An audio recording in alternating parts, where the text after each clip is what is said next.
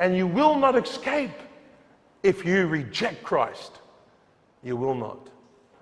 Verse 24, the rich man asks for mercy. He says, and he cried and said, Father Abraham, look at this, have mercy on me. Too late. No more mercy.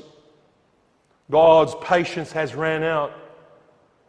He's long suffering here on earth, not willing that any should perish, but once you step into eternity, that is it. You're done. The rich man was begging, but it was too late. Too late to ask for mercy. We must remember that hell was prepared for the devil and the demons. And anyone else that wants to follow his pernicious ways, anyone else that wants to think like Lucifer, anyone else that wants to rebel against God, because then here lies the question, why would a loving God won't forgive this rich man? He's asking for just a drop of water. Isn't that God cruel? Isn't God unloving? He's asking for mercy. Well, my answer to that is he gave us mercy via the cross. Why don't you look at the suffering Savior and see what God did for us and how he gave his son willingly for us and how he suffered and died for us, and that whosoever shall call upon the name of the Lord shall be saved, and how God yearns and reasons and draws, but men do not, and they resist and they reject. So people end up in hell because they follow the way of Lucifer. Hardened, stubborn rebels that fight against God's way, mock and scoff. Have a look at Revelation 14. Look at Revelation 14 and look at verse 9. I want you to see this. This is a serious thing. Hell is not a place of fun and games. Not at all. I was giving a gospel tract to a man last night. Coming around the corner, I said, where will you spend eternity? He said, I'll be in hell where all the good girls are. And William was actually preaching to a man the gospel, and he turned around and giggled. I said, what's so funny? You have William preaching eternity, gospel, life, death here, and he gravitated to what? A man making fun of God's judgment. And he said, I found it kind of witty. I said, brother, that's silly. It's not a laughing matter.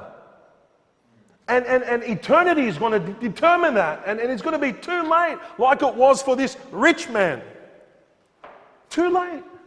Look at this, verse 9, Revelation 14. And the third angel followed them, saying with a loud voice, if any man worship the beast and his image, and receive his mark in his forehead or in his hand, the same shall drink of the wine of the wrath of God, which is poured out without mixture into the cup of his indignation, and he shall be what? Tormented with fire and brimstone, and in the presence of the holy angels, and in the presence of the Lamb, and the smoke of their torment ascended up forever and ever.